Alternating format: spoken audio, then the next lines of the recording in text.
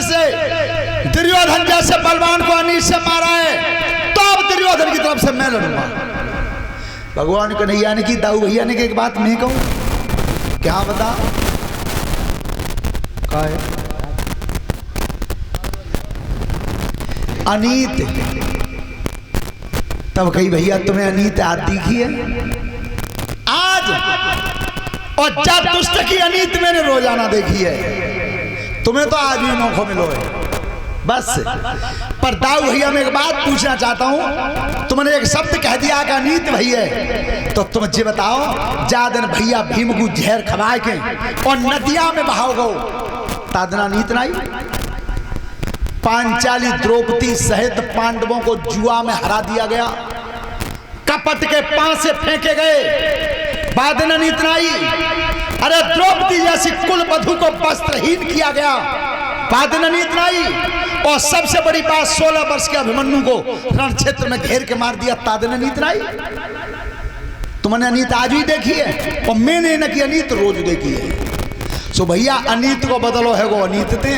और दूसरी बात जी कह रहा हूं मैं तुम्हें कान में कि तुम आए 18 दिना में तीर्थन में थे, मोए 18 दिना घोड़ा हाकत है गए, तो मुझे सोई न है वो होगा अपने उपासन कोई निकाल ले वो द्वारका थे, कहाँ भेज दिया?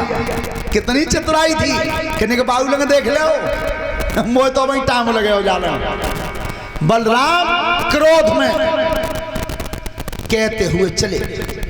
अब दुर्योधन अकेला पड़ा था, अश्वत्थामा, कृतवर्मा, कृपाचार्य 3 बच गए थे, 3, और तीनों जब आए, ध्यान रखना दुर्योधन की काया से रक्त चल रहा था। तब कही भैया चाहते क्या हो, क्या चाहते हो? दुर्योधन ने कि मैं अब मरना चाहता था। मरोए कैसे? तो दुर्योधन को ये वरदान था कि हंसना और रोना दोनों एक ही साथ आ जाएं। जैसे आपने रामायण में पढ़ा होगा, रावण के लिए लिखा है कि जिस दिन तेरे 10 शीश बोल जाएंगे उसी दिन मारा जाएगा। 10 शीश एक साथ बोल जाएंगे, 10 बोलते ना है, और ऐसे ही से तक हंसना और रोना एक ही साथ हो जाएगा। तो महाराज जी बताओ हंसोए कैसे? कि मैं 5 पांडवों के शीश देखना चाहता हूं कटे हुए। अश्वत्थामा, कृतवर्मा, कृपाचार्य गए, डेरा में सेना सो रही थी, पांचाली द्रौपदी अपने 5 बेटाओं को लेकर के सो रही थी। आज अश्वत्थामा जैसे पापी ने और सोते हुए 5 बच्चों के शीश काटे हैं, 5 सोते हुए। एक बात ध्यान रखना, बखत परे पे कामन आमे, इन बंधन की रीत कहा है, और ते मुसीबत में जो धोखो ऐसे की तो प्रीत कहा है। अरे सोबत छत्री को शीश काट दे ऐसी रण में जीत कहा है। सोते हुए को मारा, आज 5 शीश लेकर के आया, और जब दुर्योधन के सामने रखे तो पहले तो हंसा है, बहुत हंसा है कि पांडव मर गए, और जब मणियों के प्रकाश में वो शीश पहचाने तो बहुत जोर से पेट में घूसा मार कर रोया, बहुत जोर से। अरे दुष्ट अश्वत्थामा, मेरा तो वंश मर गो लड़के, और तेने भैयन को मेट दो, आज हस्तिनापुर का दिया बिल्कुल खत्म। इतना कह के रो गया, जो हंसना रोना एक ही साथ हो गया। उसी समय दुर्योधन का प्राण छूट गया। और इधर अर्जुन ने जब द्रौपदी ने कहा था मेरे बेटाओं को जिसने मारा उसे मेरे पास लेकर के आओ, तो आज अश्वत्थामा के ऊपर जब गांडीव धनुष उठाया पारथ ने, तो अश्वत्थामा ने ब्रह्मास्त्र चला दिया। वही ब्रह्मास्त्र जिस पे मंत्र लगा दिया था गर्व का, जहां तक आवाज जाएगी तहां तक किसी महतारी को उदर में संतान नहीं बचेगी। और वही ब्रह्मास्त्र चला दिया अर्जुन ने। ब्रह्मास्त्र की आवाज उत्तरा के गर्भ पर टकरानी है, उत्तरा केवल यही वंश की निशानी रह गई थी केवल। और उत्तरा के गर्भ में जब दर्द हुआ है, तब महतारी से कही सास से कि मैया मेरे पेट में दर्द हो रहा है। सुभद्रा समझ गई कि अब वंश मिट जाएगा। उसी समय भगवान से कहा, भगवान कन्हैया ने चक्र सुदर्शन हाथ में लिया, और चक्र सुदर्शन हाथ में लेकर के उत्तरा के गर्भ में चले भीतर जाकर के बच्चे की रक्षा की, ढकना बना दिया उसका। और जब बच्चा जन्मा तो उसका ज्योतिष के आधार से नाम रखा गया विष्णुरात।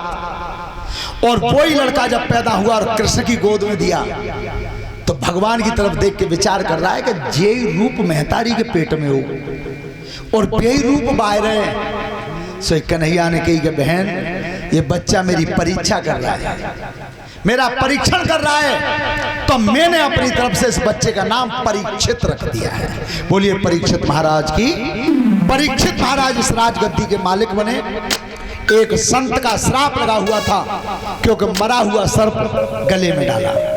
जीवन में संत का अगर सम्मान न कर पाओ तो कभी अपमान मत करना।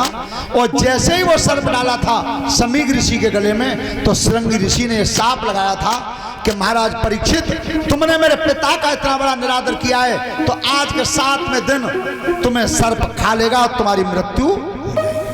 ये साप लगा। लेकिन ध्यान से सुनना, एक राजा परीक्षित को खुशी हुई, एक तो खुशी हुई और एक दुख हुआ।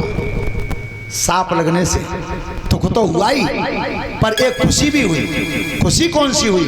दुख तो ये हुआ कि मुझ पर संत का अपमान हो गया, एक साधु का निरादर कर दिया मैंने। और खुशी ये हुई कि हे राजन परीक्षित, सतयुग से लेकर के कलयुग तक आज तक काऊ पर गारंटी नहीं है कि हमने सांझ की रोटी खा ली है तो सवेरे वारी खाएंगे। बोलो काऊ पर गारंटी है? जाए और कह देते भैया देखो कल तो बैठे ही छोड़े आई घटिया पर, रात में जने कहा हो शायद सुन रही हुई। एक यहाँ बड़े बूढ़े ताऊ दावत खा के आए और कितने खुशी में गए, दावत खा के आए तो लौट के घर नहीं आए। तो राजा परीक्षित विचार करते हैं, क्या मुझे खुशी इस बात की है क्या सतयुग से लेकर के कलयुग तक आज तक किसी पे गारंटी नहीं कि आज शाम को हम खाना खाएंगे तो सवेरे का भी खाएंगे, लेकिन हे परीक्षित तो 7 दिन की गारंटी है कि तू अब नहीं मरेगा। क्यों नहीं मरेगा? कि महात्मा ने ये कह दिया कि 7वें दिन सर्प खाएगा तब तू मरेगा। तो 7 दिन की तो पूरी गारंटी है, अब मेरी मौत नहीं होगी। ये केवल गारंटी परीक्षित में थी। परीक्षित में श्रोता बंधो, महाराज परीक्षित जी गंगा जी के किनारे शुक्रताल पर 88,000 ऋषियों के साथ शुक्रताल पर गए थे, जहां पर भागवत कथा श्री सुखदेव जी ने कही, राजा परीक्षित जी ने सुनी। तो परीक्षित जी 24 अवतारों की कथा तुम्हारे सामने आएगी। कल की कथा में सती प्रसंग और शिवजी का विवाह, अगर समय बचा तो गणेश भगवान का युद्ध